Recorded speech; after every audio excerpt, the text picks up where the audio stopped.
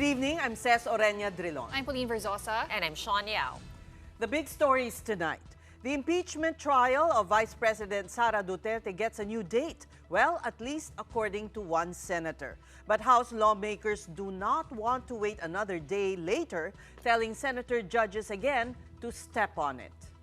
And over in The Hague, the vice president's father is reacting to his name being implicated in the missing Sabongeros case. We also have updates on former President Rodrigo Duterte's health status as he awaits his day in court in 2 months.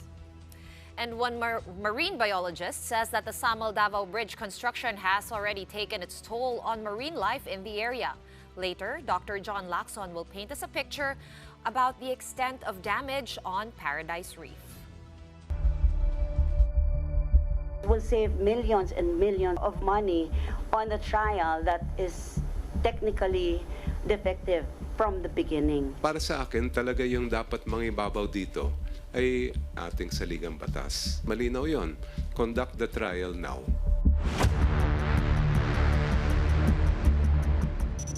The impeachment trial of Vice President Sara Duterte may be moved further, according to one senator. This development is definitely not sitting well with the House prosecutors, who want the process to begin soonest. As for Duterte's office, well, it wants the trial stopped altogether to save the government millions in public funds. Mobile Journal Kayla Makantan with tonight's big story. Some senators are pushing to convene the impeachment court a week after President Bongbong Marcos's fourth State of the Nation address. Senator Joel Villanueva bear that there are already informal discussions in the upper chamber to convene as an impeachment court on August 4, or exactly a week after the fourth SONA. But the lawmaker was quick to clarify that even this date is not final yet. Senate President Ces Escudero's proposed calendar showed the initial oath-taking of newly elected senator judges scheduled for July 29, and the trial would commence on July 30. Ang pag-uusap namin nung ilang mga senador together with Senate President Ces Escudero na once we were able to organize ourselves, ayos na yung leadership, probably yung mga committees, maka-elect ka na rin ng mga chairperson, kahit hindi pa siguro membership, no? Kasi medyo it takes time also, no? But at least give it 2 days, session days. Nung tinanong niya ako, nag-agree na ako na pwede yung August 4, and I think that's enough time to be given sa Senate and the House to organize itself.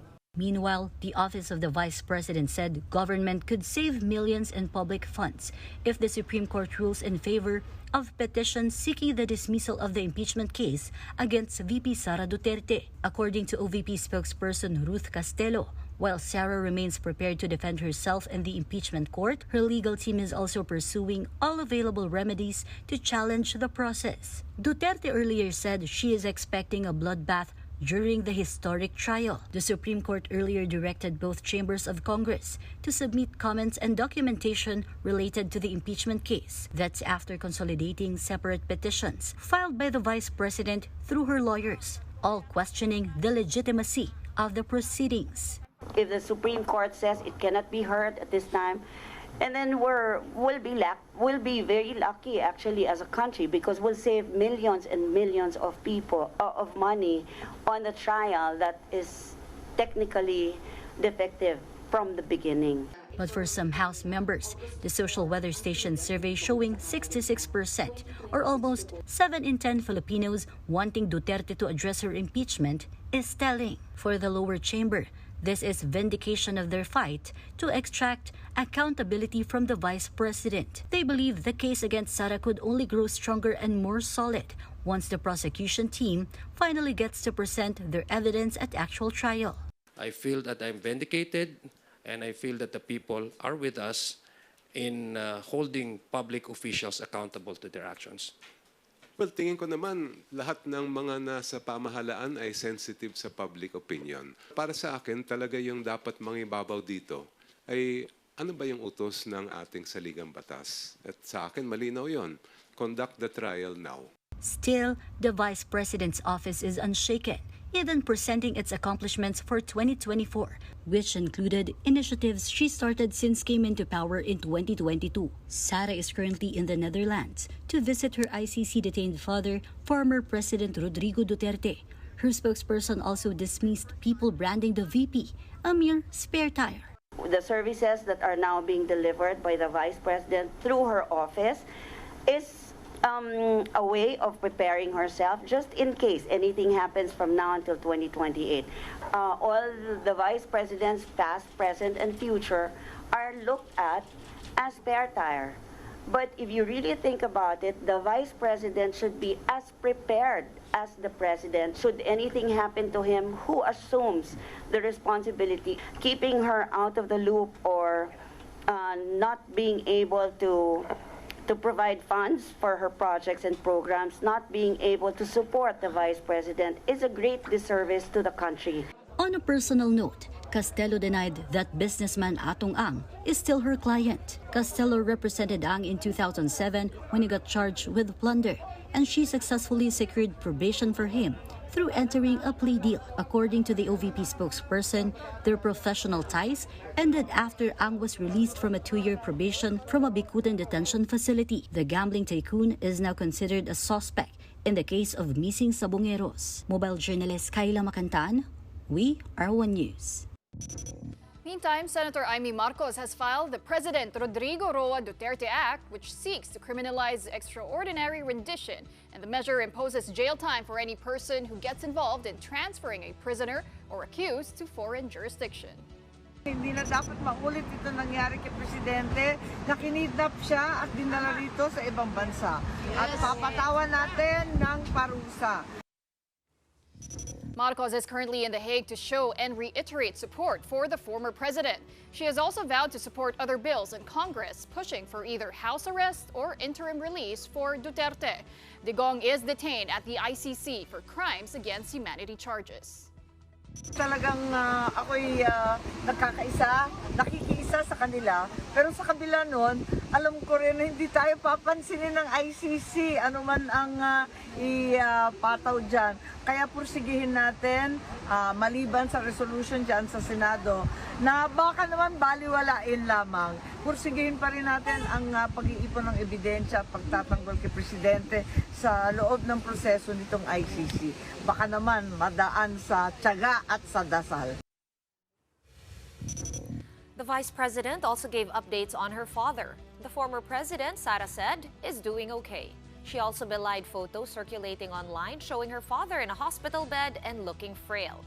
Sara says they are still working on having Digong's latest photo taken in order to counter fake news. The Vice President also thanked her family's allies in the Senate, pushing for her father's house arrest. We thank them for their concern for President Duterte, and we thank them for supporting the move for application for interim release of former President Duterte. So we are grateful to the senators for expressing this in a Senate resolution. And now let's try to get clarity on the Senate Impeachment Court's timeline on VP Sara Duterte's trial. And joining us tonight is the court spokesperson, Attorney Reggie Tonggol. Good evening. Welcome to the Big Story, Attorney. So, good evening to everyone. Nice to be back. Is it August 4, as one senator had said? May you give us an idea how the trial will proceed? Well, Ces, there is no official decision yet by the presiding officer. However, the internal meetings that was disclosed by Senator Judge Villanueva might be just that, just a proposal to have the actual trial already start by August 4. However, we know as well that a few of the senator judges as well is pushing for an earlier date, and I think the presiding officer is listening to all the senators and the propriety of convening the impeachment court by July 29 or just right after the State of the Nation address. So how will this decision come about? Will there be a caucus, or is the presiding officer going to just poll everybody on his own? We expect by July 29, once the Senate convenes as a legislative body, that one of the senators proposing an earlier convening, just like what happened last July or June 9 and June 10, that one of the senators will come up and move for the convening of the impeachment court and the swearing in of the senator judges who has just been re-elected or elected last elections. So we expect that the senators will need to vote on whether or not they will convene on the afternoon of July or whatever date that they will set by July 29. Okay, and of course you also submitted, I'm talking about the Senate Impeachment Court, a manifestation ad cautelam to the High Court in reply to its on-bank, what do you call it, a letter or a document asking a bunch of questions, mostly directed at the House of Representatives. What can you tell us about that, Attorney? Well, basically, it reiterates just the comment that was earlier filed by the Senate Office of Legal Counsel last March when the Supreme Court asked the parties to comment on the petition filed by Attorney Torion and the other lawyers. So the manifestation ad cautelam, because we are again being asked to reply or to send a answer to the questions posed by the Supreme Court in its resolution, we just manifested again that the Senate has no personal knowledge of the facts or information being asked of it. And as these matters from the letters A to K or 11 items are within the purview of the House of Representatives in its power to initiate the impeachment process. So it's just a matter, of course, that we just filed that in order to comply with the requirements of the Supreme Court. This is the Senate's position, correct? Correct, yes. Is it not that all other senators should be consulted about this manifestation, or can the legislative staff just draft this manifestation?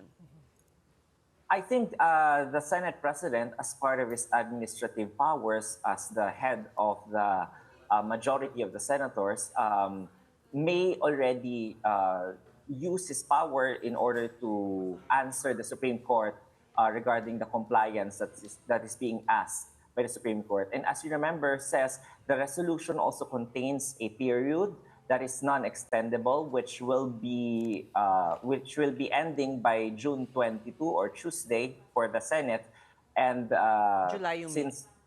July rather. So there are no more matters that the Senate can provide or information that it can provide the Supreme Court. So it just redirects the information back to the House of Representatives. So basically, the Senate didn't get another letter, because when I read the 2 pages or 2.5 pages from the Supreme Court, I thought it was specifically addressed to the House. So all the Senate got was an exact copy of what was sent to the House. Correct. The courts usually send it to all the parties. Well, Attorney Reggie, given the involvement now of the Supreme Court, how does the Senate view its role as an impeachment court? Is it purely reactive at this point to whatever the Supreme Court will dictate or ask of you, or are you still actively preparing for the possibility of a trial? If you look at the wording of the manifestation that we filed last March and the manifestation that was filed yesterday, it is both manifestations are ad cautelam or with caution. That means that the Senate is still asserting its power to solely try and decide all matters regarding the impeachment. So that is the thing that's quite telling with the filing of the Senate. So it means that the Senate is still proceeding as it is, absent any temporary restraining order issued by the Supreme Court. Okay, because attorneys, some critics are concerned that senator judges can use the involvement now of the Supreme Court as a delaying tactic in proceeding with this impeachment trial. How do you respond to that? Those things are within the realm of possibilities. We cannot discount the fact that some senators who are averse to the continuation of the trial might push for said motion to stop the proceedings. But at the same time, we also expect senators who are for the proceeding of the trial to counter the arguments of the other senators. So it is up to the Senate as an impeachment court or as a legislative body once it convenes on July 29 to vote on it, on what course it will take. But what's the inclination as of now, Attorney Tonggol? Because we've seen all the surveys, no? Kahit ano pang survey firm yan, most of the results say the same thing. Everyone wants a trial to proceed. A lot of senators have spoken up. And, you know, Senator Risa earlier today also said that there's numbers na matutuloy ito. Can the public take this as a guarantee na talagang kasado na and it's just a matter of whether pagbukas ng Congress on July 28, 29, or August 4? That is what is peculiar with this judicial and political proceeding that is the impeachment.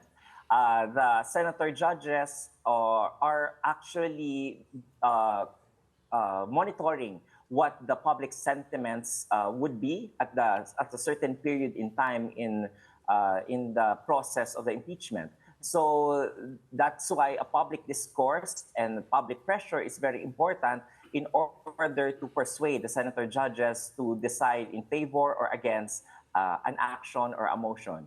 So it's a welcome development that the process is being seen as something that can actually continue, but at the same time, the public should also not tire in trying to reach out to their senators and the other officials regarding the process itself. You also mentioned, Attorney, no, in your manifestation ad Cotalam, yung items A to E, yung first 5 items, are exactly the same questions that the Senate wanted to find out from the House of Representatives. I take it na they haven't actually answered you guys. And how will this interplay, no, when they respond to the Supreme Court based on the answer? Will that also affect the timeline of the impeachment trial? I think Attorney froze. Okay. If you look at the June, can you hear me? Yes. Well, if you look at the June 10 order of the Senate Impeachment Court, it's not as detailed as what the Supreme Court is asking the House to answer. So since the issue on the first compliance as regards the 1-year bar rule, the Senate Impeachment Court only wants an assurance from the House of Representatives that it did not violate such. It did not even inquire as to the nitty-gritty details of how the complaints were initiated or were referred and were acted upon by the different personalities in the House of Representatives. But so, the manifestation says that, actually. Yes. Yes, because these things, the order of the impeachment court wanted to ask the House about those things. But the certification that was given by the House of Representatives to the Senate is just a 2-pager certification that they did not violate. So if this certification will already be compliant with what the impeachment court wants, we have to see once the impeachment court convenes and the senator judges decide on the next course to take, and once it notes said compliance from the House of Representatives. There have been observations that this is an overreach by the Supreme Court. What is your own point of view? Of course, you'll say no. Well, the matter of overreach, that's one view of certain lawyers and people advocating for a certain narrative. The impeachment court, like any other court, and the Supreme Court, like any other court, has inherent powers to do its due diligence in inquiring into the facts regarding the matters that are put before it decides. So it is just a matter of using that inherent powers to get the information so that it can decide on the issue at hand. Attorney, what about the oath-taking of the newly elected senators? Is it still possible that it could take place before the 20th Congress, or will it happen already on or after July 28?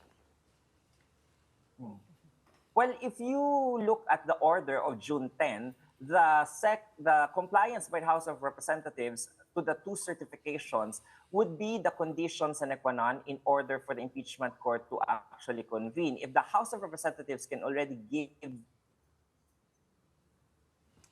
by July 29, by July 29, then the impeachment court can be moved by one of the senator judges to already convene and tackle the matter. So and also by July 29, we are expecting as well that the impeachment court will be asked to have the 12 senator judges to already take their oaths. So there are many things that's going to happen on July 29, and we can only hazard a guess as to the order of things and how these things will proceed by then. Plus, we already know that Senator Bato will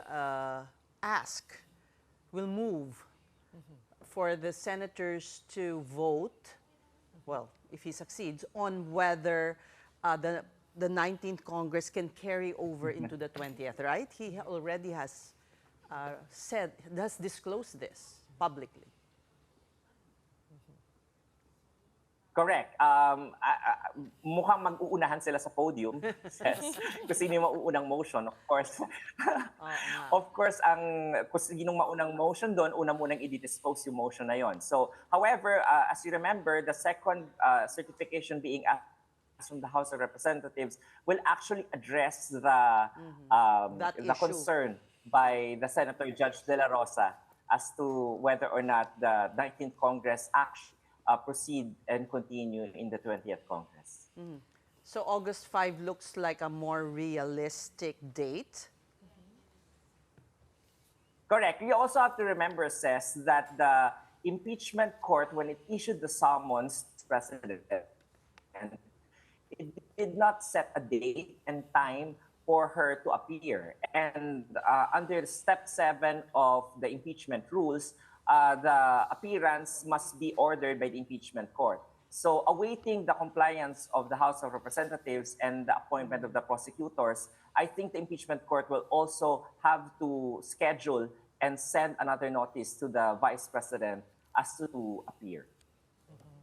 Okay. But another thing is, well, you can say also, let's just wait. Some senators can say, let's just wait for the Supreme Court to decide. You know, that's a possibility, right? In the realm of possibilities. Correct. That's within the realm of possibility. So sabi ko nga, mag-uunahan na lang sila sa podium kung sino yung mauna doon. Any idea how that will go up? May draw lots ba? May raffle ba? Takbuhan ba ito, Attorney Tonggol? You raise a point of order. I think that's what you do, officers have been elected. There will be a majority floor leader and a minority floor leader. And any motion by the minority will have to pass through the minority leader, and he will be the one to move for the recognition of the senator judge and also the majority leader. So in the order of business, it has to be put into record. The said motions of the senators. We thank you for joining us tonight, Attorney Reggie Tonggol, for all your clarifications. As they say, abangan ang susunod na kabanata. Thank you. That was Impeachment Court spokesperson, Attorney Reggie Tonggol. Right, we're just going to take a quick break, but coming up, Tropical Depression Krising is gaining strength and could become a storm by tomorrow. The area is on its path when the big story returns. Keep it here on One News.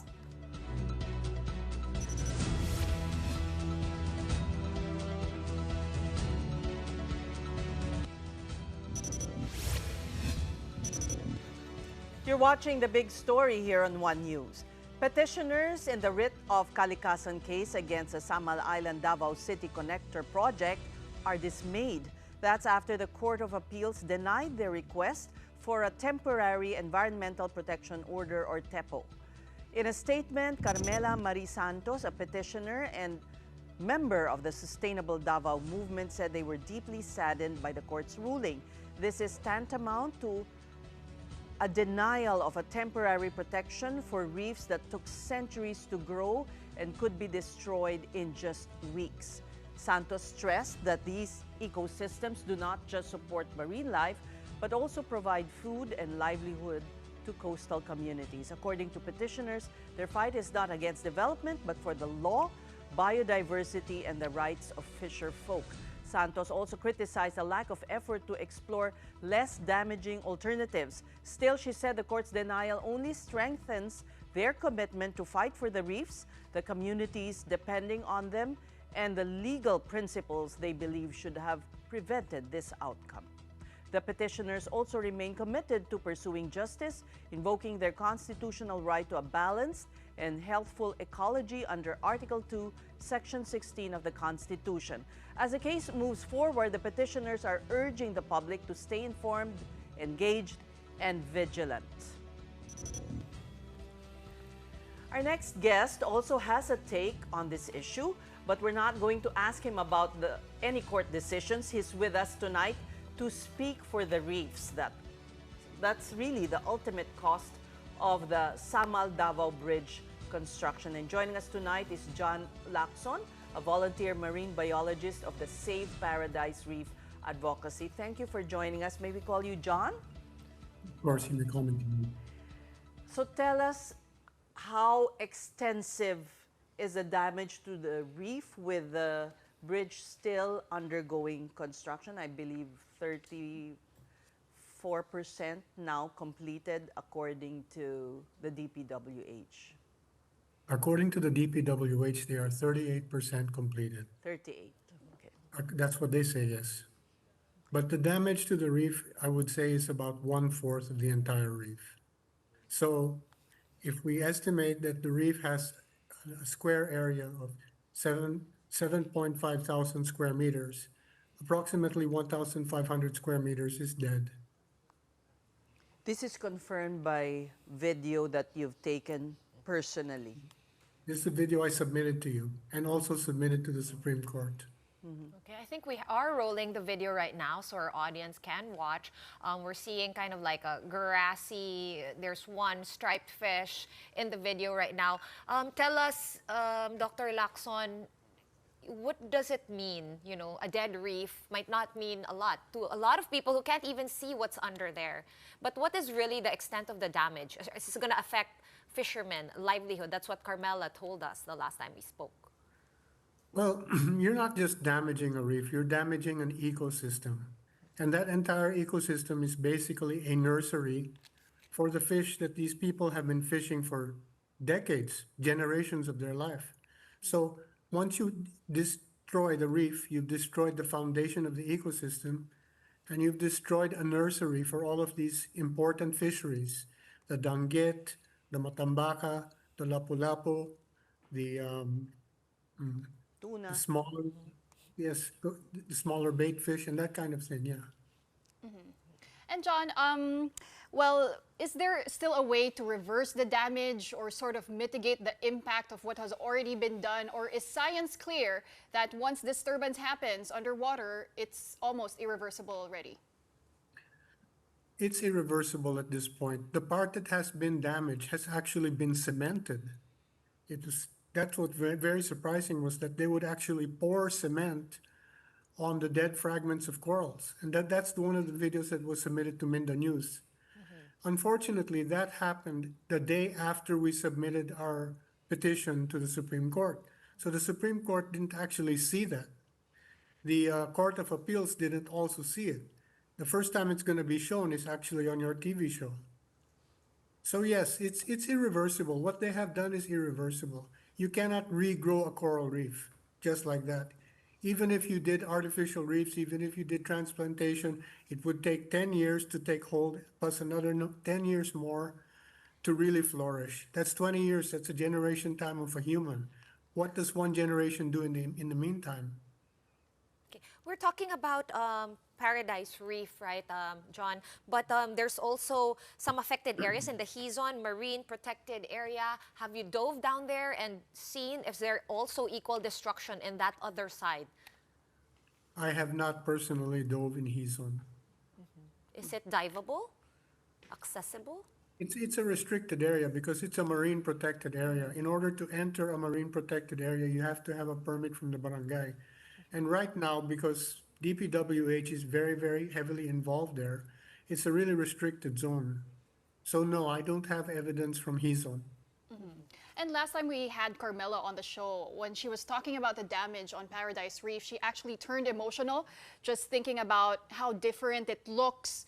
It's dead, it's not, it doesn't look alive anymore, right? The colors are quite gray already.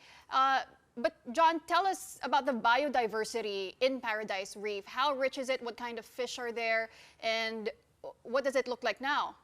Also, I'd like to request production to please play the one with the covering of the cement. I haven't seen it. Thank you. So, yeah. Thank you, sis. Let's Okay. see that.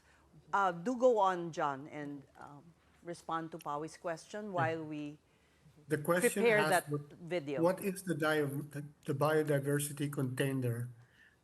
69 species of hard corals, 21 species of soft corals, over 120 species of fish, including many which are nutritional fish. The ones that we typically serve on our dining table and which is the staple of the Filipino diet. Like I said, it's the danggit, matambaka, merong talakitok, those may dapa, which is a flounder, and different species of those as well. So once you harm the reef, you're going to harm the entire food chain. And once you do that, you are really going to affect the fisher folk. As far as it being irreversible, it's really irreversible. You cannot bring back life to a coral that's dead, that's been cemented. So This cement, is it from cement overflow or deliberately cemented over because they wanted to hide damage that had been done? Or is it maybe for the foundation of the bridge? The pillars, the pylons? Oh, yeah. it was poured for the intention of supporting a pillar. That pillar happened to be close to the shoreline, happened to be very, very right on top of the reef. So when it overflowed, it covered all of the corals that were dead. We also have Okay, videos. are these, okay.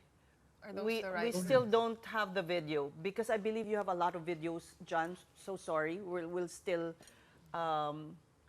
figure out. These are the wildlife that was Yes, before. these are the pictures of the fish. Okay. Okay. May you describe the video that we're showing now? They're not very clear on my screen. I'm sorry. Okay. But what you are seeing right now is clips from the book which show the 120 species of fish that reside there. So you're seeing fish which are right now at the lower end of the food chain. Eventually, as you keep rolling, you're going to see the fish at the higher end of the food chain, which is what the fishermen are being deprived of now. So, yes, you're seeing basically my book, which is the 120 species of fish catalog for Paradise Reef. Okay. You know, John, one challenge also is to communicate to ordinary folk the significance of this ecosystem, because we're hearing from comments when we do this story that all the Samal people want is easier form of transport. What use to them are corals. Some ordinary folk, I guess, need to be educated about the importance of the ecosystem that they may not necessarily realize. Well, you're absolutely correct, ma'am. That's why I'm here tonight, is to at least emphasize that nobody can speak for the reef except maybe the scientists. And, you know, when I see the comments that I see on social media, they say, for example, 20% of the reef is dead and it's cemented. You'll see comments like, so what, 20% lang? And it's like, what can you do? You can't keep bumping your head against these folk. You can't keep fighting them in social media. Yes, you have to educate them. That's why I guess I'm here tonight. We hope it's worth your time. It's worth my time. And I was Sabihin na lang natin, di yung mangingisda na kumikita, wala nang kikitain. Di ba? Ganun yun. So dapat, you should care. They do care. In fact, in the Supreme Court case, there were two fisher folk who gave testimony. And those were the ones that we were going to bring to Cagayan de Oro for them to speak to the judges and to speak to the public. But we never had a chance. We never had a chance to show the scientific data. We never had a chance to show the videos of the reef that is undamaged. We never had a chance to show the cement video. We never had a chance. And I guess that's why Carmela gets so emotional, because we never had a chance. I don't get emotional about it because I'm just the spokesperson. I'm just the scientist who has all the evidence. Now, if I never got a chance to present the evidence in court, at least you have given me the opportunity to show the evidence on your show. And that's much more than I could wish for. Kaso hindi ko pa nakikita yung semento eh. There's a lot of... John, while we continue to look for that video, I was wondering how come Heison is a marine protected area, but Paradise Reef was not? I mean, was that some sort of... Because the government actually of the city of Davao used to be very, very proactive. At the same time they declared Heison, they declared many, many of their coastlines marine protected areas. And there was a campaign even at that time to start building artificial reefs in those places. Why is it not in Samal? Because Samal sort of drags behind. Samal is sort of a few years behind. It's this very archaic, quaint, bucolic place that's just full of resorts and fishermen. It's changed now. It's being much developed now. Okay, I think we're seeing the damaged corals that you took. Here it is, right? Yung dead corals. I don't think so, ma'am. That's not the cement video. The cement video is the one that was sent to Minda News. Okay. Okay, but John, you did say already that damage has been done and it is irreversible in terms of the coral reefs. But what about the microorganisms, the marine organisms, the fish? Will migration take place? Is there a way to responsibly handle them and find a new habitat for them? Can I just say something about what you have on the screen right now? All right. It's very important. If you can put that back on the screen. There it is. Okay. There is the map of Paradise Reef. Okay? It's shaped almost like a lizard. It's got a triangular head and it's got a tail. And then you can see the dashed dot lines going from the top of the screen to the lower of the screen. Okay? Everything in between those dashed lines is dead. Everything. The entire ecosystem is dead. The staghorn corals, the table corals, the seagrasses, it's all dead. Because that was the focus of the work of DPWH up until the day that we submitted to the Supreme Court. So if you're asking how much damage has been done, it's the tail end of that reef that has been damaged. Now, as you continue working on the bridge, which is in fact shown by the dotted lines, the sediment that is uplifted by their pounding, by their dredging, is going to drift towards the front of the reef and is going to kill whatever is left. So that was a very important slide, and thank you for showing it. So eventually the entire reef will disappear if construction continues. If construction continues, it is not only my opinion, but the opinion of a very learned scholar, Dr. Filipina Soto from Cebu, who has come here many times. It is both of our opinions that there's no way the reef survives. No possible way. All right. Not after 4 years of this, it will not survive. Is it because of the sediment flowing, or is it when you cut off, like, you know, like an arm? If you cut off my arm, you don't do anything to staunch the bleeding, it will definitely kill me, right? But how exactly does it... What a metaphor. What a metaphor. I couldn't think of anything. Cut off a leg. It's a tail end, right? So it's like the end of the limb. I mean, some people might think, well, you know, the dotted line only covers this part, you know, like those people commenting on Facebook. But how exactly is the methodology of destruction of the reef? How does it work to destroy the whole reef?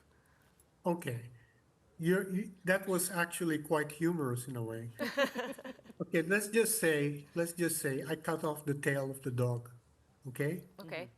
That's really that you're amputating it. So maybe we cut off the tail of this reef. And people say, so what? It's 20%. It's not that. Imagine that you've cut the tail off the dog and then you're smothering it with a blanket. It can't breathe. Okay? You're taking a blanket and you're covering its mouth that it can't breathe. The sediment covers the coral polyps.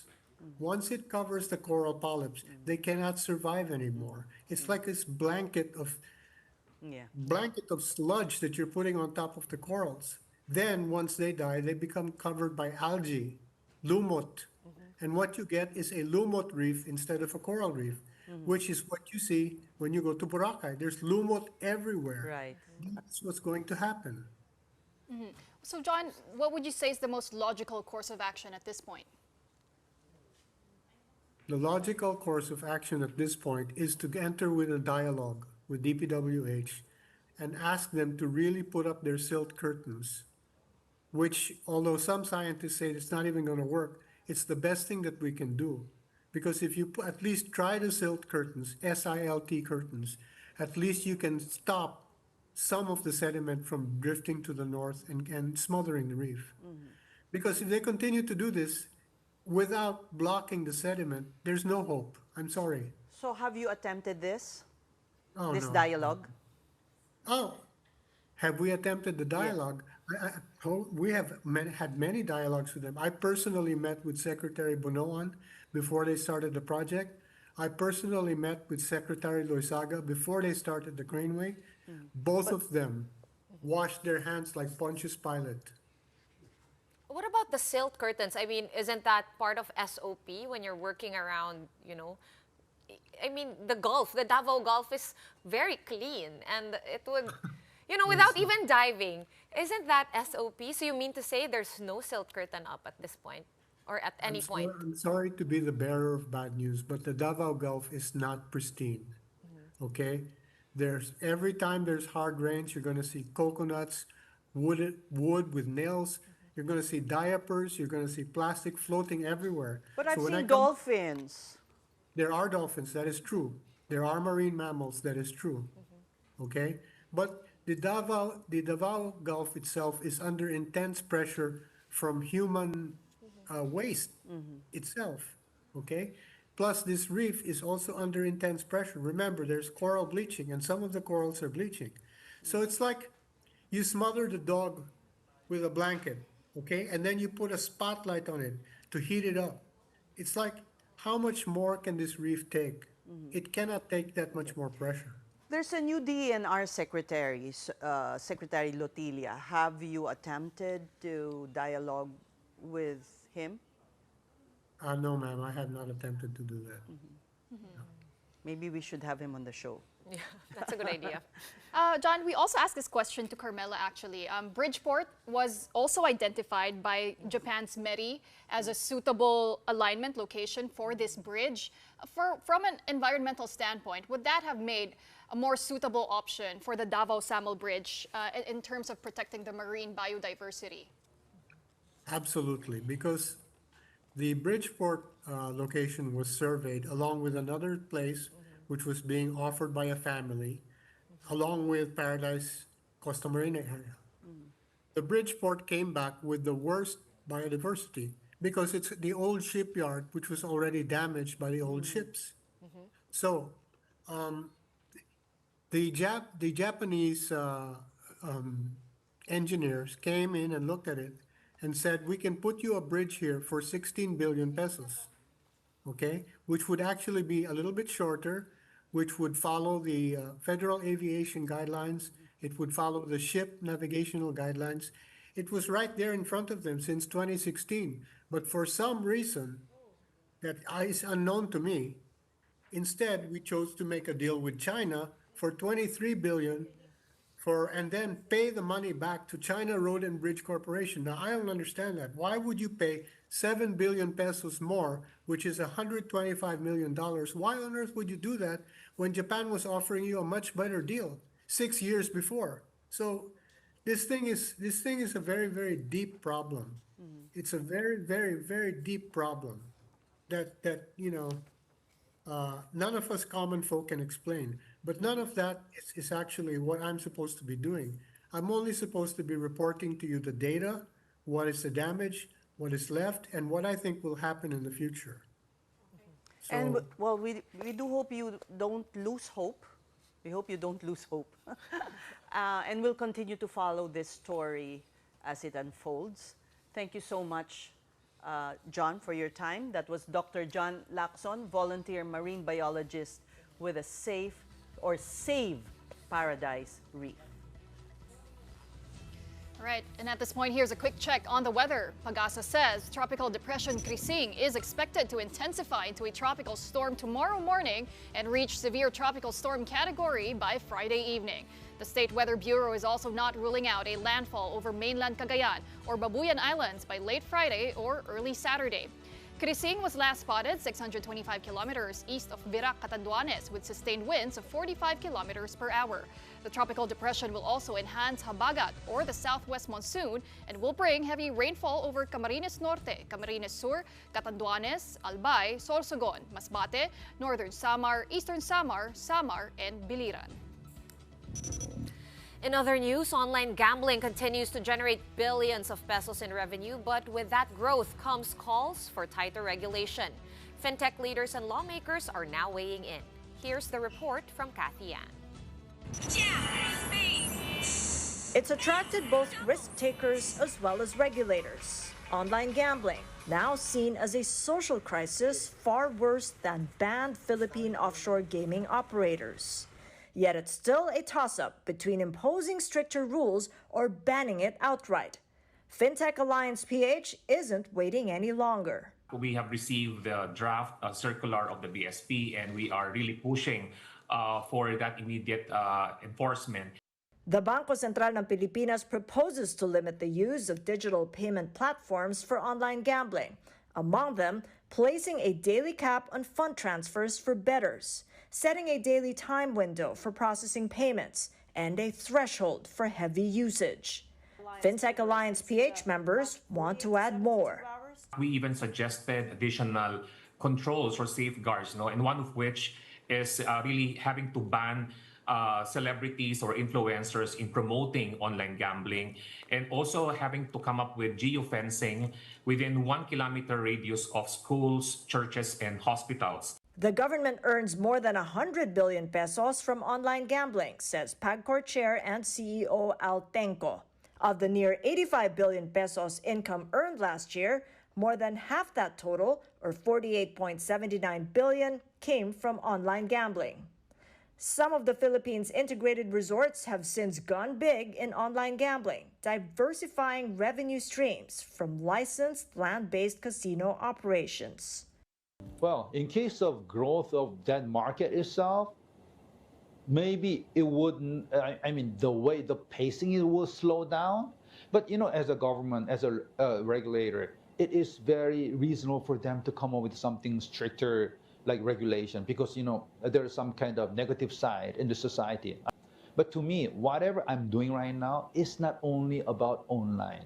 It's about online, offline together, omni experience. We spend a lot of time on customer segmentation and providing that the local market with an appealing product. The appealing product doesn't have to be gaming. We're trying to understand what the customers are looking for and ensuring that we're tailoring the message to the particular customer, because it's at the forefront of what we do. The Bangko Sentral awaits comments until July 25. As fintech players start rolling out the guardrails, the public awaits a definitive response from the government. Kathy Yang, We Are One News. We're just going to pause for another breather, but right after that, we have former President Rodrigo Duterte's reaction to insinuations his drug war could be connected to the case of missing sabongeros. The big story will be right back. Keep it here.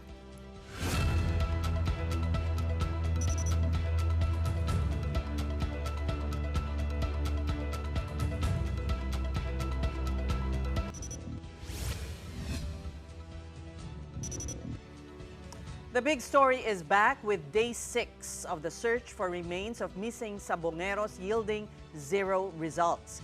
That's at least for the first quadrant of the search area. It took 6 days to search Ground Zero with an area measuring 1.3 hectares. It yielded at least 5 sacks containing a mix of human and animal bones. Ground Zero is where whistleblower Julie Patidongan said the remains of the missing were dumped. Tomorrow, the Coast Guard divers will continue their search in another area of Taal Lake.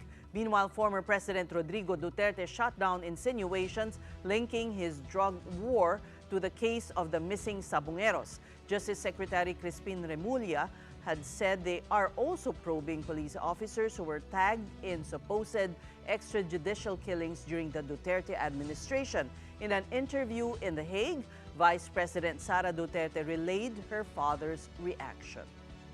Nalitaan ko siya about sa mga missing Sabongeros case. And then sinabihan ko siya na there is an attempt to link him to the missing Sabongeros case. So sabi niya that is preposterous.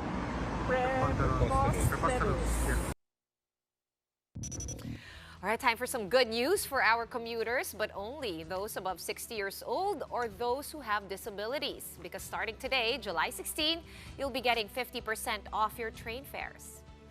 President Bongbong Marcos himself launched the fare discount for senior citizens and PWDs at the MRT-3 this morning. The fare cut is applicable in all stations of MRT-3 and LRT-1 and 2. Aside from very that, limited ang kanilang income, kaya naisip namin, ito ay maaari natin gawin upang tulungan ang ating mga commuter na PWD at yung mga senior citizen. Aside from that, the president also inspected the controversial Talian trains, which have been purchased from China back in 2014 under the Aquino administration. These trains were never used because of compatibility issues. But now, 3 train cars from Talian are already working, and the Department of Transportation is working on repairing and testing 45 more. Ang ginawa natin ay binalikan natin itong mga ito at tiniyak natin na kung ano ba ang kailangan gawin para magamit ang Dalian train na ito ay gawin na natin. And before we go, here's our big picture tonight. Signal Play has rolled out the red carpet today for the official media launch of its new lineup of short-form series called Microdrama. Held at the Signal TV Launchpad, the event brought together cast members from 3 Queens and a Baby, My Father's Last Wish, I See You, and A Cure Called Love to celebrate its premiere. Microdrama is now streaming on the Signal Play app starting at just 20 pesos a day. That's a great deal, 20 pesos a day. I wonder if that can apply also to our reporting, if we can do vertical. Micro reporting. Micro news. Wait, we do it already? Sort of. On our social media pages. On the take. Ano? Yeah. One take. One take. One take. One take. Yeah, it's Miss Ces tonight. Is it? Oh no! Maybe that's why I have a headache. All right, now that's it for us on The Big Story this Wednesday. Thank you so much for watching. We are One News, all sides, all the time. We're back here tomorrow at 7:30 as per usual. See you then. Have a good night.